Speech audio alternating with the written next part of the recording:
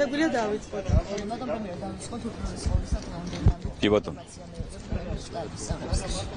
მოგესალმებით ყველას, მე მინდა დღეს მოგახსენოთ, რომ დავათვალიერე და გავეცანი შტაბის მუშაობას. რთული ძალიან წარმატებით მიმდინარეობს. მოსავლის აღება და ზოგადად ორგანიზაციის ჩაბარის პროცესი ძალიან კარგად არის ორგანიზებული, შტაბი ძალიან ეფექტურად მუშაობს. დღეს მდგომარეობით უკვე ჩაბარებული არის, გადამუშავებულია 170,000 ტონა ხურძენი და დაახლოებით 200 მილიონი ლარის შემოსავალი მიიღეს გახელმა მევენახეებმა უკვე. დღეს მდგომარეობით ასევე მინდა გითხრათ, რომ 300-მდე კომპანია არის ჩართული აი ამ პროცესში. ჯამში 450 კომპანია ქვეყანაში, მაგრამ აქედან 300 კომპანია არის ჩართული და მინდა გითხრათ, რომ მე ძალიან გაყოფილი ვარ ამ ჩვენი შტაბის მუშაობით. ისინი ლაივ რეჟიმში აკონტროლებენ ყველა ქარხნის მუშაობას, მიღების პროცესს დაწყებული მიღებიდან ჩაბარების ყველა პროცესს აგვირდებიან და აკონტროლებენ. ასე რომ კიდევ ერთხელ მინდა მადლობა გადაუხადო ბატონ ოტარ შამუგიას, მის გუნდს, შტაბს, თლიანად ყველას, ვინც ამ პროცესში არის ჩართული. ბოლო წლებში იცით, რომ ჩვენი ხელისუფლება მაქსიმალურად დაეხმარება მევენახეებს. მევენახეობა არის სტრატეგიული დარგი ჩვენთვის, ჩვენი ქვეყნისთვის, ეკონომიკისთვის, ჩვენ მეღვინეობის ღვინის ქვეყანა ვართ, ღვინის სამშობლო ვართ, ასე რომ განსაკუთრებული დამოუკიდებლობა სწორედ ამიტომაც გვაქვს ჩვენ ამ დარგის მიმართ. შედარებისთვის მინდა შეგახსენოთ ყველას, რომ 2012 წელს 25,000 ჰექტარი იყო ქვეყანაში, დღეს არის 50,000 ჰექტარი უკვე. რაც რა თქმა უნდა ძალიან დიდი პროგრესია ბოლო 10 წელი და ეს არის ჩვენი პროგრამების დახმარების შედეგი. ასევე გეტყვით, რომ თუ მაგალითისთვის 2012 წელს 20 მილიონი ლიტრი ღვინო იყო ასე ექსპორტზე გატანილი, შარშან რეკორდული 100 მილიონზე მეტი ლიტრი ღვინო გაიყიდა. ეს არის ჯამურად შარშან 400 მილიონი დოლარის ექსპორტით მიღებული შემოსავალი მიიღო ქვეყანა. და ეს რა თქმა უნდა გადანაწილდა ამ ოჯახებში და ამ რეგიონში და არა მხოლოდ ამ რეგიონში, არამედ სხვა რეგიონებში, სადაც არის მეღვინეობა განვითარებული. 450 კომპანია, ადრე იყო რამდენიმე ათეული კომპანია, როგორც მოგახსენეთ, და საერთოდ არავითარი დახმარება არ ეძლეოდა მევენახეებს და მეღვინეობას ზოგადად ამ დარგს. ასე რომ ჩვენ კიდევ ერთხელ გავაგრძელებთ ამ დახმარებებს, იქნება სუბსიდირების სახით თუ სხვა პროგრამების სახით, როგორიც არის უამრავი პროგრამა ასეთი და ვფიქრობ, რომ ჩვენი მოსახლეობა გაყოფილი იქნება წელიწადში. ეხლა მზად ვარ ვიპასუხოთ, ძალიან ბევრი კითხვა არის დაგროვილი. ყველას გიპასუხეთ, ძალიან გთხოვთ, დავიწყოთ პირველად. ფარგლებში იმყოფებოდა ამერიკის შეერთებულ შტატებში, სადაც ჰქონდათ მაღალი დონის შეხვედრები ევროპელ ლიდერებთან, ასევე უსაფრთხოების საკითხებში ამერიკის შეერთებულ შტატების პრეზიდენტის მრჩეველთან და მთავარი თემა იყო კანდიდატის სტატუსი და ამ წლის ბოლოს მიღებული გადაწყვეტილება, რომელიც უნდა მიიღოს ასევე ევროკომისია. როგორც შეფასებთ თქვენ ამ ვიზიტს და რა შედეგი დასრულდა, რა ინფორმაცია შეგიძლიათ მოგაწოდოთ? მადლობა შეკითხვისთვის. პირველ რიგში მინდა ვთქვა, რომ მე ძალიან საინტერესო შეხვედრა მქონდა ამერიკის შეერთებული შტატების პრეზიდენტის მრჩეველთან ეროვნულ საფრთხოების საკითხებში, ბატონ სალივანთან. მინდა გამოხატო საჯაროდ მადლიერება ბატონი სალივანის მიმართ, რომელთანაც მე მქონდა ძალიან ხანგრძლივი ღია გულწრფელი საუბარი. ჩვენ თითქმის ყველა საკითხზე მქონდა საუბარი, მსჯელობა. ბოლო პერიოდში, ასე ვთქვათ, ასეთი მაღალი დონის შეხვედრების საუბრები სამწუხაროდ აღარ გამართულა, თუმცა მის მიუხედავად, რა თქმა უნდა, ჩვენთან ბევრი მაღალი რანგის სტუმარი ჩამოვიდა ამერიკიდან, მაგრამ ბატონ სალივანთან განსაკუთრებულად მნიშვნელოვანი საუბარი მქონდა და ჩვენ შევხედეთ პრაქტიკულად ყველა საკითხს, რომელიც ეხება ორ ქვეყანას შორის არსებულ ურთიერთობას, სტრატეგიულ პარტნიორობას და თანამშრომლობას. მინდა ასევე გითხრათ, რომ ჩვენ დიდი ოპტიმიზმით მე ვიტყოდი ასე ველოდებით ახალი ელჩის ჩამოგზავნებას, ქალბატონ დანიგანის ჩამოგზავნებას, რომელიც სულ მალე ჩამოვა საქართველოში. მე დიდი მეც ვამყარებ და მინდა გამოთქვა ჩემი დიდი ოპტიმიზმი, რომ ქალბატონ ერჩთან ჩვენ პირველივე დღეებიდან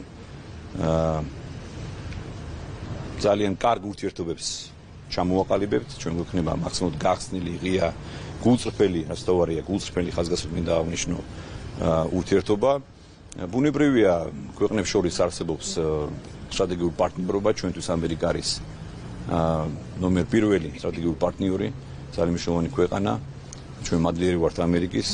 ასევე მინდა აღნიშნო, რა თქმა უნდა, ხანდახან შეიძლება იყოს გარკვეული არსთა სხვადასხვაობები ქვეყნებს შორის, ეს ბუნებრივი პროცესია, იმიტომ რომ ჩვენი ინტერესები გვაქვს ჩვენს ქვეყანას, ამერიკას რა თქმა უნდა თავისი მიზნები და ინტერესები აქვს.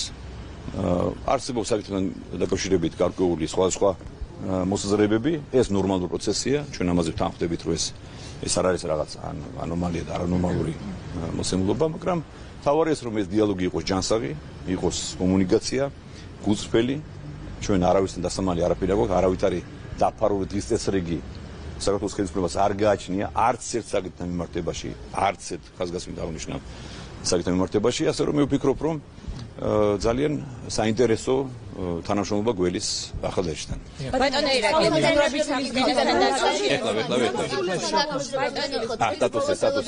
საქართველოს მნიშვნელოვან გადაწყვეტილებას ამ ვიზიტის ფარგლებში და ზოგადად შეხვედრების ფარგლებში განწყობა როგორია, როგორ შეაფასებთ აი ამ პროცესებს?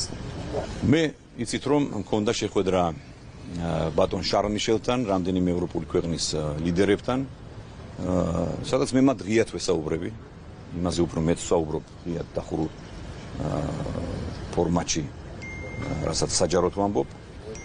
ჩემი გზავნილი არის მარტივი და ძალიან ცალსახა და ერთმნიშვნელოვანი, რომ ქვეყანა გატარებული რეფორმების გათვალისწინებით, მიღწეული პროგრესის გათვალისწინებით და აი ამ რთული გეოპოლიტიკური სიტუაციის გათვალისწინებით იმსახურებს კანდიდატის სტატუსს. მე ეს მათ კაფეო დაუფიქსირე. სხვა შემთხვევაში მათ უთხარი, რომ ეს იქნება მორიგი სტრატეგიული შეცდომა ევროკავშირის და უბრალოდ ძალიან უსამართლო მოპყრობა ჩვენი ქვეყნის და ჩვენი ხალხის. მე ეს ბატონ ბორელთან პრესკონფერენციაში შემთხვევით არ მithქვამს, რომ ქართულებს მართლაც არ გვიყვარს და მიუღებელია, აბსოლუტურად მიუღებელია უსამართლო მოპყრობა და ჩვენ ამას არ შევეგუებით. ისე როგორც მიუღებელია მცდელობა, რაიმე მცდელობა, რომ ჩვენ ვიღაცამ დაგჩაგროს და რაღაც მეორე და მესამე პლანზე უკანა რიგებში გადაგვსვას. რატომ? იმიტომ რომ საქართველოს ეგრეთ წოდებული ტრიოს ფორმატში, უკრაინა, მოლდოვა, საქართველოს ფორმატში ყოველთვის იყო და არის დღესაც მოწინავე პოზიციებზე. ჩვენ ყველა მიმართულებით წინ ვუსწრებთ მოლდოვასაც, უკრაინასთან ნების შედარება არ შეიძლება, არსებობს უმრავი სფეროები და მიმართულებები, სადაც შედარება არ შეიძლება. იმდენად წინ ვართ ჩვენ ამ ქვეყნებთან მიმართებაში. ჩვენ არავისი კარგი, ასე ვთქვათ, არ ვწყის, არ ვშურს, მინდა ყველას უსურვოთ უფრო მეტი პროგრესი, მაგრამ ერთი რამ მინდა ცალსახად დავაფიქსიროთ, მე მათ უთხარი პირდაპირ, რომ ჩვენ ვიმსახურებთ სტატუსს. სხვა შემთხვევაში ამოუხსნილი იქნება მათი ეს გადაწყვეტილება, თუ მე არ მინდა წინ მომენტს გავუსწრო, მაგრამ ნეგატიური გადაწყვეტილება იქნება აბსოლუტურად მიუღებელი და შეურაცხმყოფელი ჩვენთვის, ჩვენი ხალხისთვის, ჩვენი ქვეყნისთვის. იმიტომ რომ შარშან მე შეგახსენებთ, რომ არც უკრაინას და არც მოლდოვას არ ქონდა შესრულებული არც ერთი სტატუსი, არც ერთი პრიორიტეტი, არც ერთი პირობა. და მათ ავანსად, ეგრეთ წოდებული ბონუსად მისცეს ეს სტატუსი. ჩვენ ამ ერთ წლის შემდეგ ამდენი რაღაც გავაკეთეთ. მანაც გაკეთებული ხონდა, მაგრამ ამდენი რაღაც გავაკეთეთ ახლაც, ხო, ერთ წლის განმავლობაში. ასეთი ღია გამჭვირვალე პროცესი ვმართეთ. რა თქმა უნდა, ქვეყანა იმსახურებს სტატუსს. და მე დიდი იმედი მაქვს, ახლა რამდენიმე დღის წინ ამერიკის შემდეგ უკვე ბატონი ილია დარჩიაშვილი იყო ჩასული ბრიუსელში, მას ჰქონდა კარგი შეხვედრები და საკმაოდ პოზიტიური, ასე ვთქვათ, მესეჯები და სიგნალები მოდის ევროპიდან. მე არ მინდა მოვლენებს გავუსწრო, მე ვფიქრობ, რომ აი ბოლო რამდენიმე პუნქტი, რაც დაგვიტოვა, ასე ვთქვათ, ბორელის გუნდმა ბოლო დაზუსტებები, ამაზეც იცით რომ ბატონი ირაკლი გობახიძე გამოვიდა თქვა რომ ჩვენ ამ ყველაფერს ვასრულებთ და შევასრულებთ, ძალიან მალე დაიხურება ეს პროცესი თვის ბოლომდე. ასე რომ არავითარი მიზეზი და საბაბი რატომ არ უნდა მივიღოთ ჩვენ სტატუსი არ ექნებათ ჩვენს ევროპელ მეგობრებს.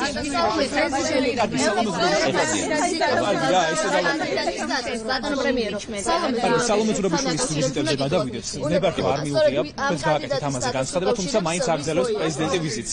ნებართვის გარშე აგზავნოს პრეზიდენტი ვიზიტს, რომ შევაფასოთ მისი ვიზიტები. ეხლა რაც შეეხება ქალბატონ პრეზიდენტის შეუთანხმებულ ვოიაჟს.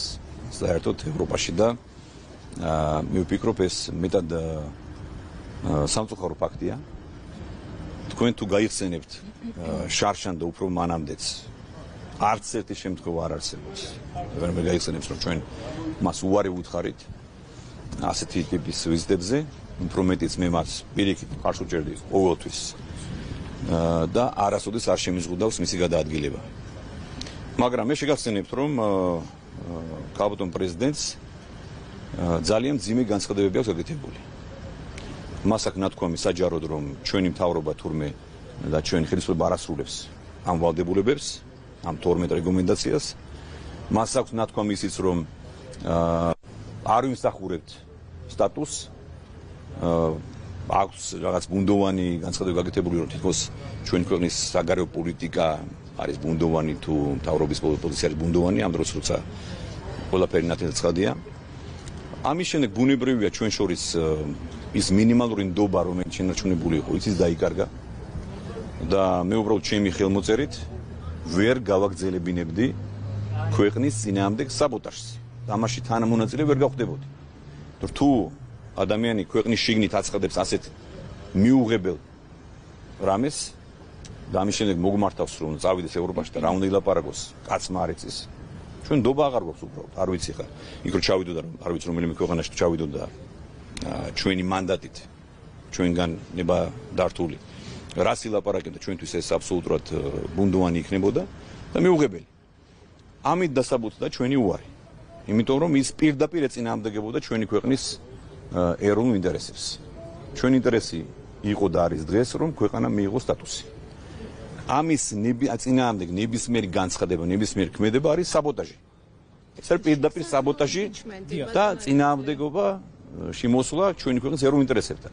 ეხლა რა შეიძლება იმპიჩმენტს? იმპიჩმენტი ეთნოსაუბრობ წავით კანდიდატის სტატუსზე, როგორ ფიქრობთ ოპოზიცია ამბობს რომ დააზარალებს ერთმნიშვნელოვნად. ეხლა ნახეთ, როცა ადამიანი არგოს კონსტიტუციას და დაარგოს კანონს. ამას პატარა ბავშვიც მიხვდება რომ ნებისმიერ კანონ დარღვევაზე ან რაღაცის გაფუჭებაზე, მით უმეტეს კონსტიტუციის დარღვევაზე რეაგირება არის ვალდებულება. ანუ ვალდებული, იძულებული ვიყავით ჩვენი გუნდი, რომ მოგვეხდინა რეაგირება, ფორმალური რეაგირება. იმიტომ რომ ადამიანმა დემონსტრაციულად დაარღვია კონსტიტუცია. სტატუსზე ის ეხლა რა შეიძლება სტატუსზე ასახოს. იმპიჩმენტზე ჩვენ თქვით ღიად რომ ეს არის ფორმალური პროცედურა. იცით რომ ჩვენ არ გვაქვს საკმარისი ხმები, მაგრამ ჩვენ ნდობა დაკარგული გვაქვს ამ ადამიანის მიმართ. გაუგებარია მისი ეს ქმედებები. მე არასოდეს იცით რომ ყოველთვის თავს ვიკავებდი მისი საჯარო კრიტიკისგან. მიუხედავად მისი არაერთი გზის გაკეთებული საკმაოდ კრიტიკული განცხადებებისა. ეხლა რა შეიძლება სტატუსი? რამდენად კავშირში არის სტატუსთან? საერთოდ გაუგება რატომ უნდა იყოს ამ ადამიანის მიერ კონსტიტუციის დარღვევა და შესაძლო კანონის დარღვევა სტატუსთან? ჩვენ ევროპელ ლიდერებს ვეუბნები ყველას უთხარი რომ ამას არავითარ კავშირი არ აქვს. ეს არის ფორმალობა აბსოლუტურად და მაგრამ ჩვენ ვიყავით ვალდებული რამაზე რეაგირება მოგვეხდინა. ერთი რამ მინდა ვთქვა, თავარი მინდა შეგახსენოთ ყველას. ქალბატონი სალომე, რომელი ქვეყანასაც წარმოადგენს, საფრანგეთს წარმოადგენს და წარმოადგენდა, ასე დავაკონკრეტებთ, ასე ვიტყოდი, უფრო კორექტული იქნება დღეს ამის თქმა. საფრანგეთის დარწმუნებაც კი ვერ შეძლო მან შარშან მაგალითად. გახსოვთ რომ ერთადერთი ვინც ჩვენი ქვეყნის მიმართ დასვა კითხვა გეოგრაფიის კონტექსტში ჭრილში იყო საფრანგეთის პრეზიდენტი. მანამდე გაგზავნილი მყავდა ქალბატონი სალომე და ამის შემდეგ მოხდა ძალიან სკეპტიკური განცხადების გაკეთება. ადამიანმა საკუთარი მეორე სამშობლოს თუ პირველი სამშობლოს როგორც უნდა ისე გადაალაგოს დარწმუნება ვერ შეძლო. იმაში რომ გეოგრაფია აქ აბსოლუტურად უადგილოა, ჩვენ ვართ ევროპული ოჯახის უნებრივი წევრი და ასეთ ვითარებაში, მით უმეტეს ასეთ რთული გეოპოლიტიკის დროს გეოგრაფიას მინიშნება არის აბსოლუტურად გამომართლებელი. სალომე უზურაბიშვილმა ეს ვერ მოახერხა. სალომე უზურაბიშვილს ერთ შეხვედრაზე უნდა ამიტომ ლატვიის პრეზიდენტს როცა შეხვდა, ჩვენ მოვისმენთ ლატვიის პრეზიდენტისგან განცხადება, რომ საქართველოს უნდა შეუერთდეს ევროკავშირის უსაფრთხოების პოლიტიკას, მათ შორის სანქციებს რუსეთის წინააღმდეგ. როგორ შეაფასებთ ამას? ესეც რა თქმა უნდა მორიგი შეუთავსებლობაა და მოდი წინამდებობაში ჩვენი ხელისუფლების გაცხადებულ პოლიტიკასთან ჩვენ თქვით რომ ჩვენ არც ერთ ნაბიჯს არ გადავდგამთ და ეს არ გადაგაკეთებია, არ გადაგვიდგამს ჩვენი ქვეყნის და ჩვენი ხალხის ეროვნული ინტერესების საზიანოდ. ჩვენ ახლა როგორც ბატონმა ლატვიის პრეზიდენტმა თქვა, ჩვენ რომ დაგვეწესებინა ეროვნული ასე ვთქვათ სანქციები რუსეთისთვის. კი არ გვექნებოდა 10%-იანი ეკონომიკური ზრდა, 10%-იანი ვარდნა გვექნებოდა ქვეყანაში. და აქ კოლაფსი იქნებოდა ყველა მიმართულებით. ბიუჯეტი ბოლო 3 წელია რამდენჯერმე გავზარდეთ ბიუჯეტი. წლის განმავლობაში იზრდება, ახლა გავზრდით და ხვალ ბიუჯეტზე გამომაქვს მთავრობაზე იქნება ახალი დამტკიცებული ბიუჯეტი, კორექტირებული ბიუჯეტი. ასე რომ რა თქმა უნდა მიუღებელია და კიდევ ერთი მინდა თქვა. ქალბატონ პრეზიდენტს არაფერი არ გაუკეთებია ჩვენი ქვეყნის ევროინტეგრაციის გზაზე. აბსოლუტურად არაფერი. თუ ვინმემ რაიმე გააკეთა, ეხლა თუ ვინმემ რაიმე გააკეთა. ბოლო 10 წელიწადში ეს არის ქართული ოცნების ხელისუფლება. არავის არც პრეზიდენტს და მით უმეტეს არც ოპოზიციას არაფერი გაუკეთებია ევროინტეგრაციის. რადგან საუბრობთ კანდიდატის სტატუსზე,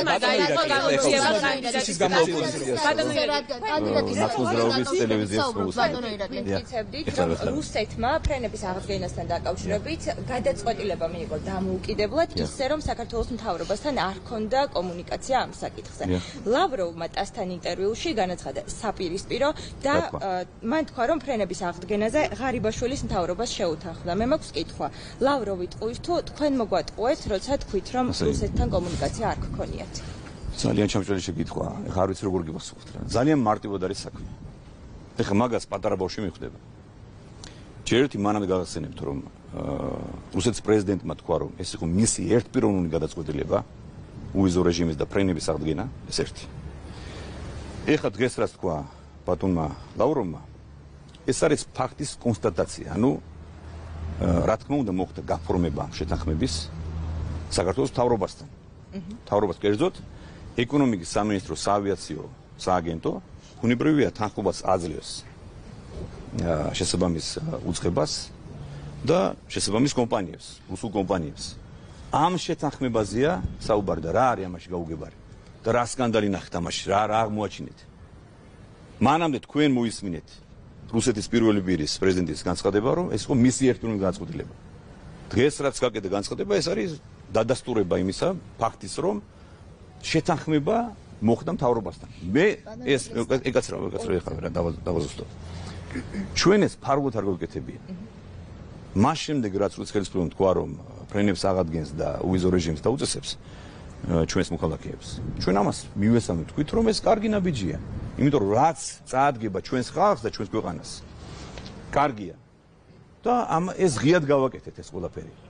ეს ფარულად არ გავუკეთებია. თქვით, რომ დიახ, ჩვენ დავეთანხმებით და დავეთანხმეთ კიდევაც და გავაფორმეთ შეთანხმება და ვთქვით, რომ მხოლოდ არასანქცირებული კომპანიები.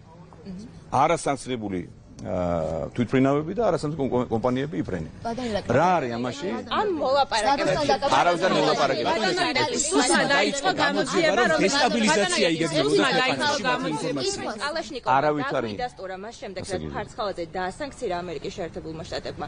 კალაშნიკოვმა დაგვიდასტურა, რომ ფარცხალაძე ამ მოლაპარაკებებში ფრენების აღდგენასთან დაკავშირებით იყო ჩართული. ადასტურებთ. ეხლა მე გეტყვი შემდეგ რაღაცას, რომ არავითარი რაიმე ტიპის ფორმალური მოლაპარაკებები მით უმეტეს მთავრობის სახელით არ გამართულა. ეს იყო რუსეთის ხელისუფლების გადაწყვეტილება, რომელიც შემდეგ ჩვენმა მთავრობამ, ასე ვთქვათ, დაამოწმა და მოიწონა და გააფორმა. დესტაბილიზაცია იგებდებოდა ქვეყანაში სუსის ინფორმაციით რა ინფორმაცია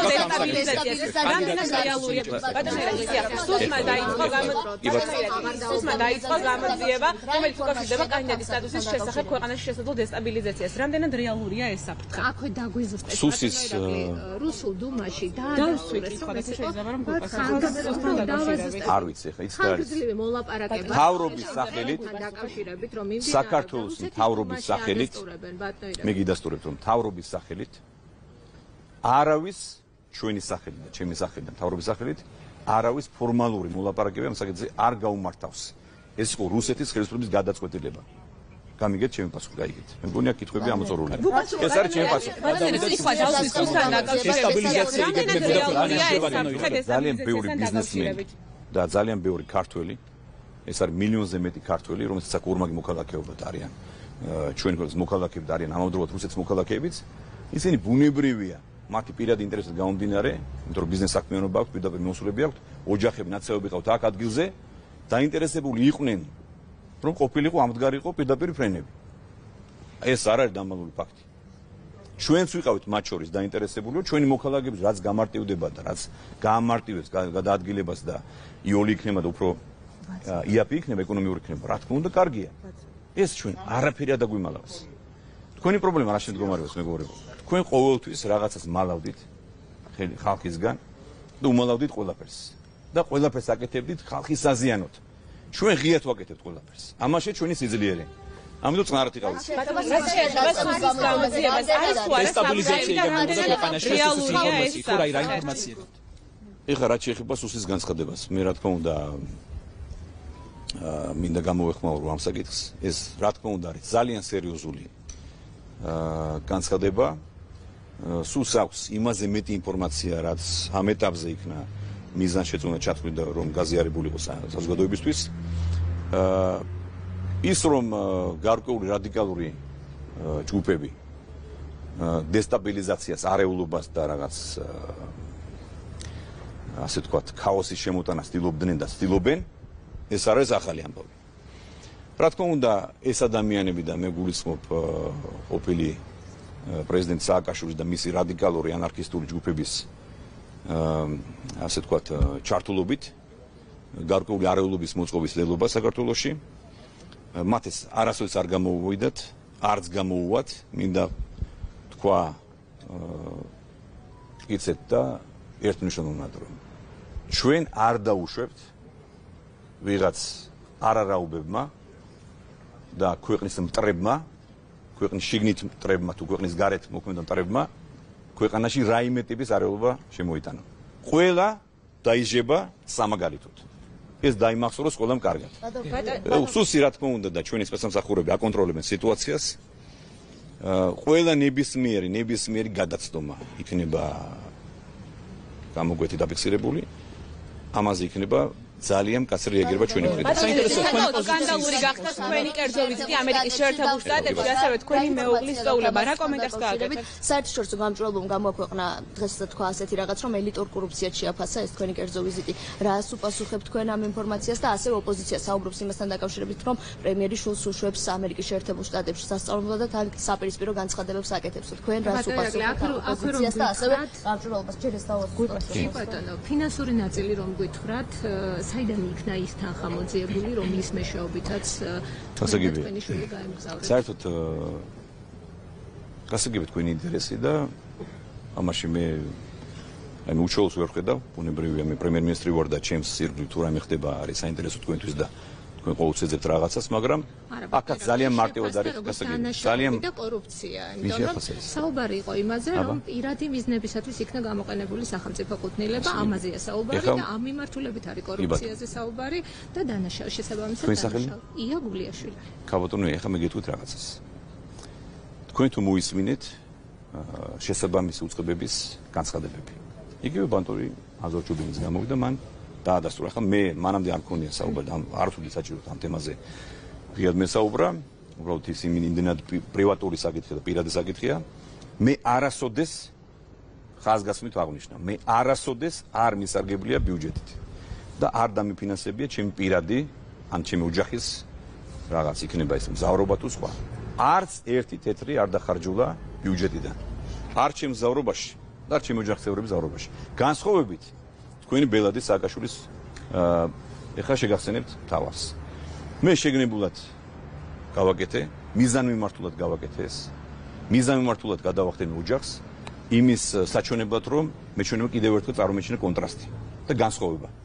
ჩვენი ხელწერის, რომ ჩვენ არასოდეს ჩვენ ბიუჯეტს არ ვიყენებთ როგორც პირად ოჯახის ბიუჯეტს და მეჩვენებინა მეორე უკიდურესობა, როცა იყო რაც იყო 10 წლის წინ გამეფებული აქ, როცა საკუთარი პირადი მიზნებისთვის მილიონობით ლარს ხარჯავდა სააკაშვილი და მისი ეს კრიმინალური ბანდა.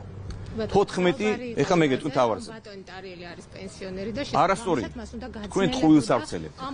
ჩემი ოჯახი. მე მაქვს მალობა ღმერთს შეძლებული ოჯახი. მე არასოდეს არ ვიყავ გაჭირვებული. მას შემდეგ რაც მე დავამთავრე უნივერსიტეტი და პოლიტიკამდეც მე მუშაობდი ამ ქვეყნის უმდიდრეს ადამიანთან და მართავდი ყველაზე მდიდარ ფონდს და ჩემი ოჯახი არასოდეს არ ყოფილა გაჭირვებული. ეს არ არის დამალული, ეს არ არის რაღაც სიახლე. ამ თემაზე მე უხერხულება საუბარი, მაგრამ ვინაიდან მისვან კითხვას პასუხობთ. თქვენ თუ ობიექტურები ბრძანდებით, უნდა გაგერკვიათ. საიდან გადაიხადა ეს? ამ ოჯახმა საიდან გადაიხადა? თქვენ ახლა ავწერებთ ინფორმაციას, რომ მე მქონდა მცდელობა ბატონო. ჩემი ოჯახი, გიდასტური, ჩემ ოჯახს აქვს. ჩემს ოჯახს აქვს. შესაბამისი დადასტურებული შემოსავლებიც, ფინანსური სახსრებიც, ყველაფერი არის გამჭვირვალე აბსოლუტურად. თუ რაიმე კითხვები გაქვთ, მე ყოველ წელს ვავსებ დეკლარაციას, დაელოდეთ მომავალ დეკლარაციებს, ამ წელს შევავსებ კიდე გაიცათ შევავსებ დეკლარაციას, რომ არაფერი დაფარული არ მაქვს. მთავარი რაც გამოვლინდა ახლა, წლების განმავლობაში იცით რომ ოპოზიცია ამბობდა რომ ესე იგი სააკაშვილი გასამართლებული იყო რაღაც მოგონილი პიჯაკების საქმით.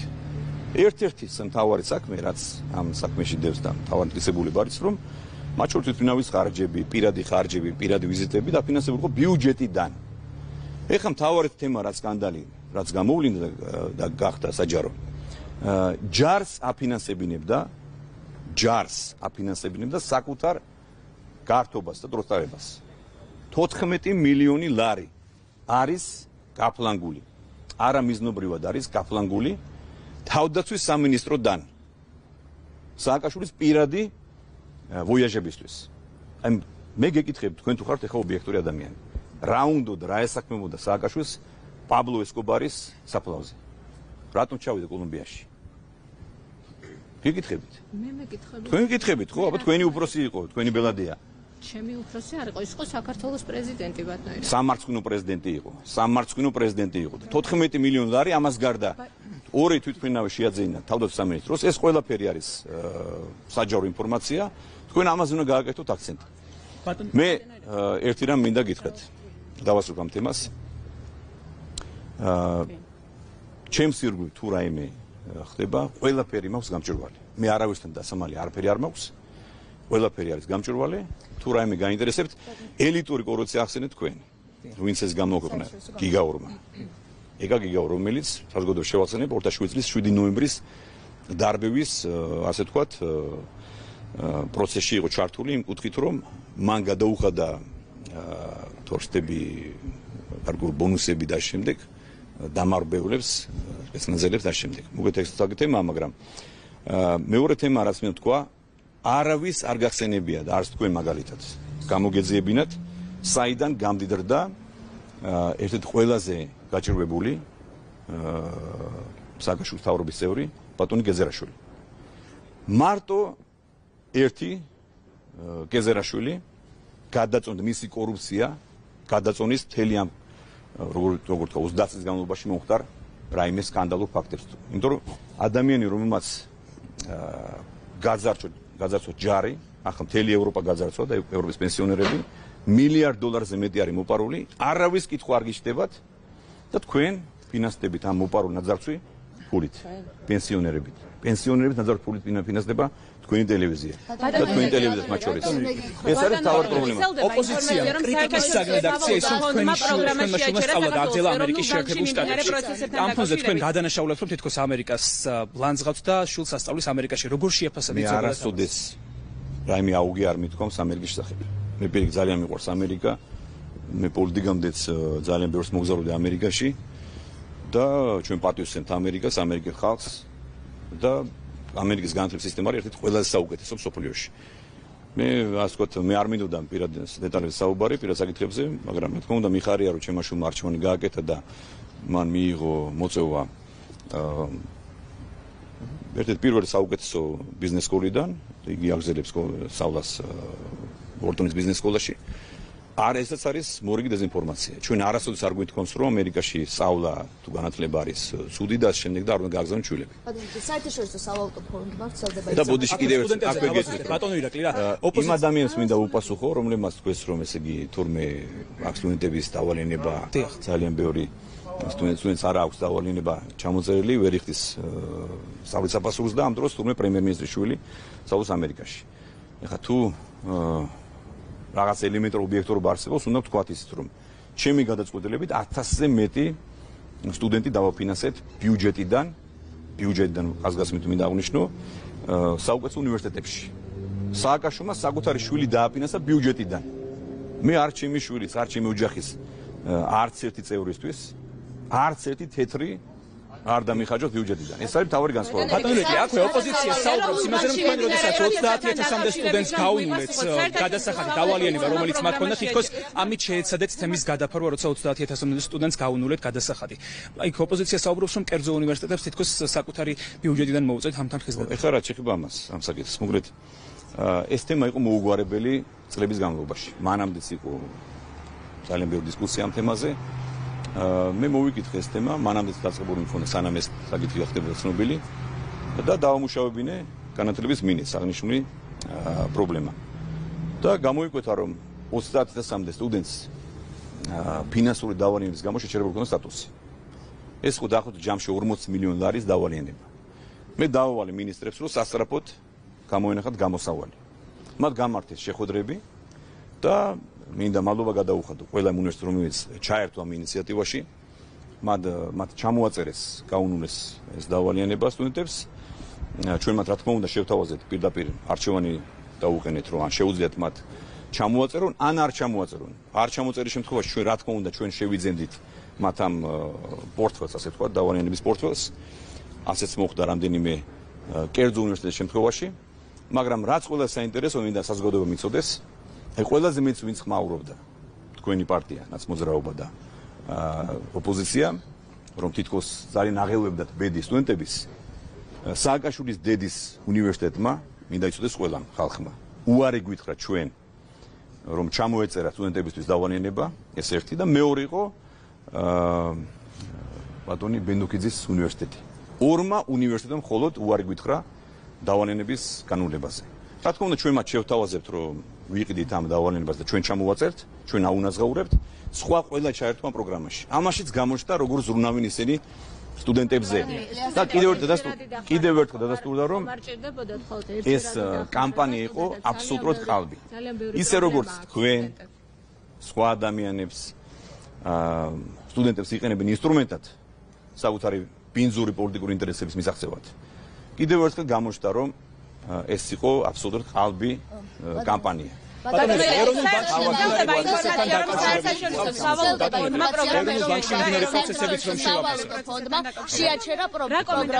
ეროვნულ ბანკში მიმდინარე პროცესებთან დაკავშირებით. მე ნახეთ, რომ ფარცხალაძემ საქართველოში არსებული ქონება მის შულს გადაუფორმა, ჩვენი ინფორმაციით ფარცხალაძე არის საქართველოში. მე ზოგადად როგორ შეაფასებთ ამ ამბავს და მაინტერესებს ასევე სახელმწიფო უსაფრთხოების სამსახური ამბობს, რომ გამოძიება მიმდინარეობს. იქნებ თქვენ მაინც გითხრათ რა ეტაპზეა გამოძიება. მე გეტყვით ჩემს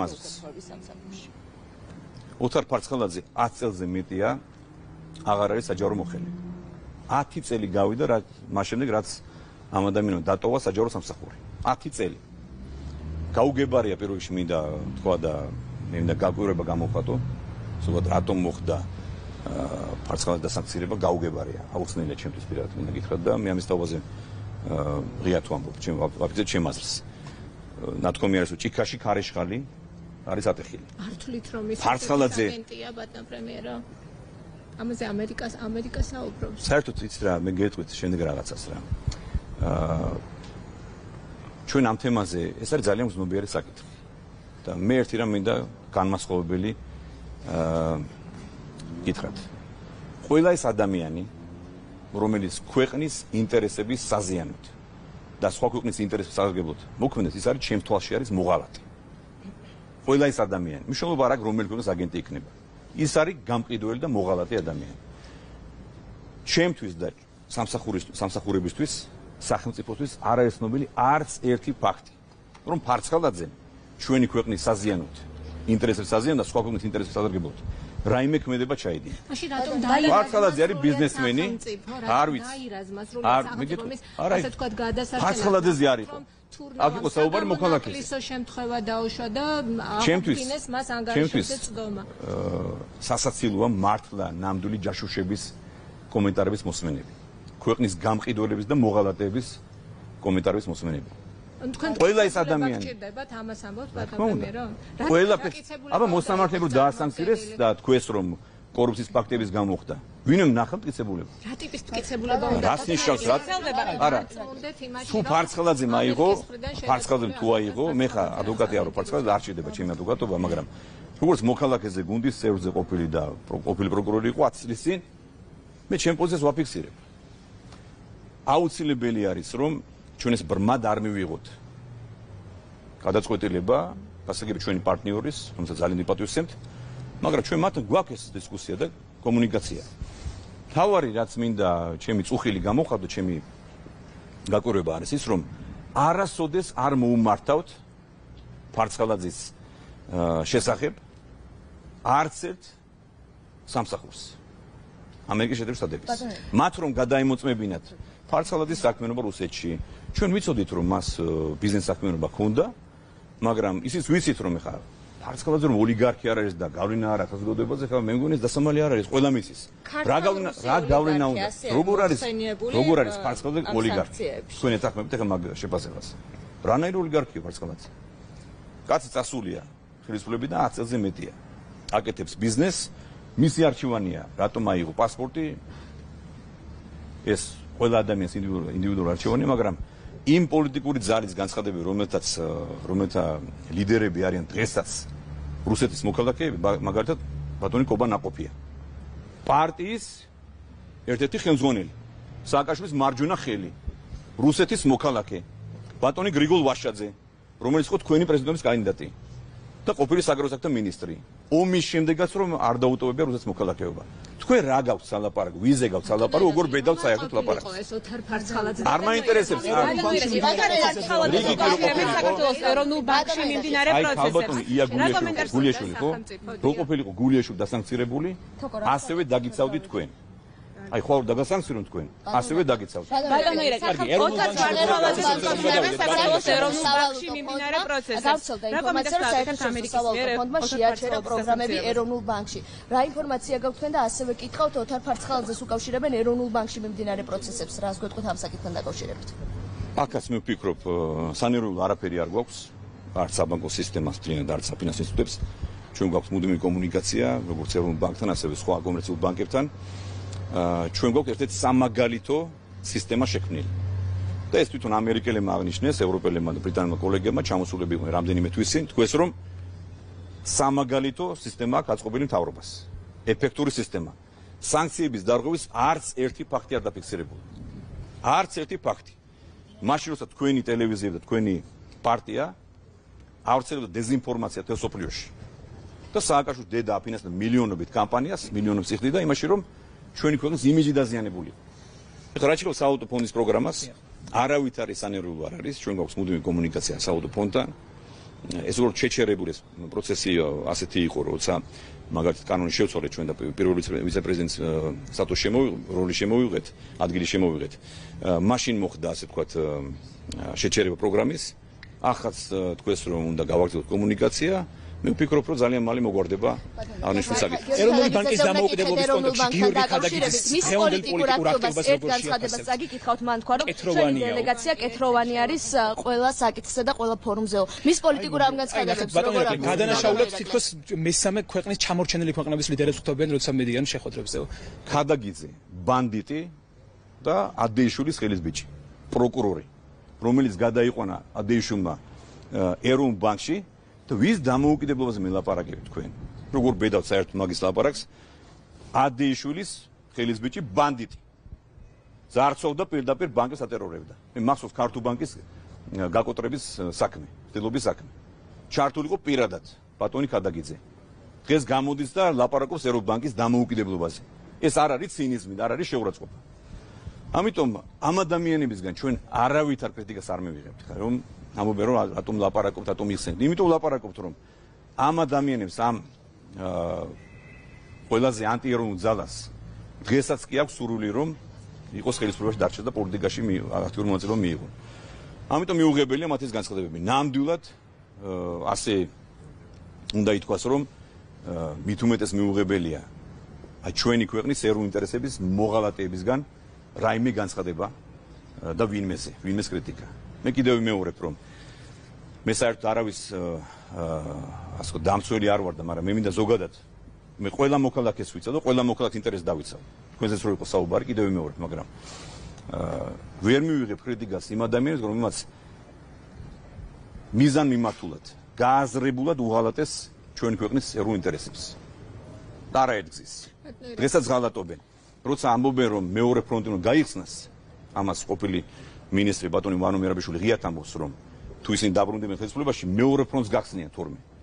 ვინმეს თუ წარმოუდგინეს საერთოდ რას გულისხმობს მეორე ფრონტის გახსნა ქვეყანაში და რა შედეგს მოუტანს და მოუტანდა ჩვენს მოსახლეობა, ჩვენს ხალხს. ვინმეს თქვენ წარმოგიდგენიათ ეხლა რომ გადაადგილდებით შვიდად აქ უბედურება იქნებოდა. ვიღაცებს მართლაც უნდა უკრაინიზაცია, ავღანეთიზაცია, შეიძლება სირიის სცენარის გამეორება, მაგრამ ჩვენ ამას არ დავუშვებთ. ყველას გავცემთ საკადრის პასუხს. ურავის მოექნება ილუზია. ეხლა გამოვიდა ამასინათ. ის საქმეზე მინდა კითხოთ ზურაბ გიში ჯაფარიძემ განაცხადა, ციტირებ, ლაზარი არის სიმბოლო იმ ბრძოლის, რაც იყო რუსთაველზე მარტის დასაწყისში, თუ ის დარჩება ციხეში, არაფერი მოგვიგია ჩვენ. სისტემამ გამოარჩია ერთი ადამიანი და დასაჯა. ეხლა ლუზერი ადამიანი. ზურაბ გიში ჯაფარიძის კომენტარი წაიგითხეთ. რატომ უნდა გავაკეთო კომენტარი ამ ადამიანზე, მაგრამ აი მორიგი მაგალითი.